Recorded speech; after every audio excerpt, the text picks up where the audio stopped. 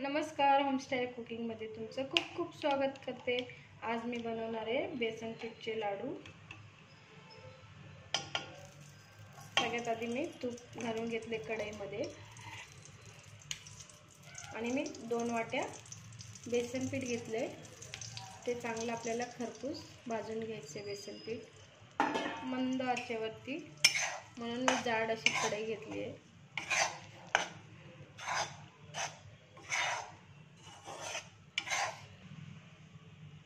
एक 10 ते 15 मिनिटं लागतील बेसन पीठ भाजायला आपल्याला, म्हणून मंद आचेवरती थोडं थोडं तूप घालून भाजून घ्यायचं बेसन पीठ।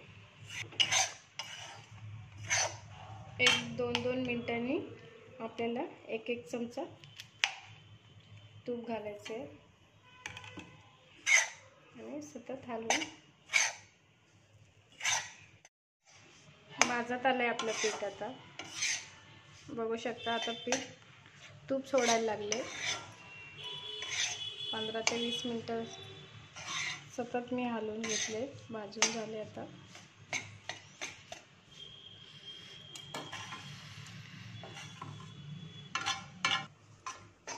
पूर्णपणे आता भाजून झाले। आपल्याला 2 वाटी बेसन पीठ भाजण्यासाठी 1 वाटी तूप लागले। आता मी हे थंड होण्यासाठी काढून घेते। पीठ थोडंसं कोमट झालं की आपल्याला त्यामध्ये घालायचे वेलची पूड आणि पिठी साखर। पिठी साखर तुमच्या आवडीने घाला, कमी जास्त। आता हे आपल्याला एकजीव करायचे।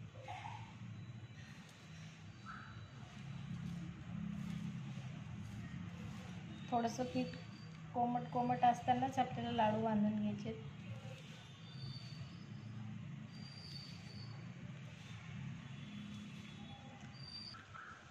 सारण आपल्याला असं हाताने चोळून घ्यायचे, म्हणजे ते एकजीव होईल सगळं।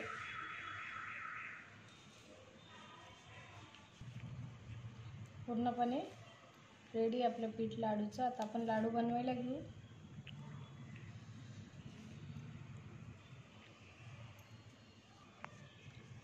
बघू शकता तुम्ही, पटकन आपले लाडू बनवून तयार झालेले आहे।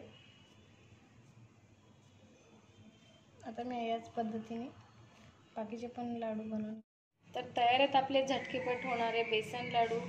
कमीत कमी साहित्यामध्ये पटकन होणारे। बघूयात आपण कसे झाले लाडू। बघू शकता, एकदम हलके झालेत, छान। फक्त आपल्याला काळजी घ्यायची, बेसन पीठ भाजताना मंद आचेवरती भाजायचं आहे 15 ते 20 मिनिटं, म्हणजे लाडू एकदम छान होतात। तोंडात टाकले की गाळ होतात लगेच।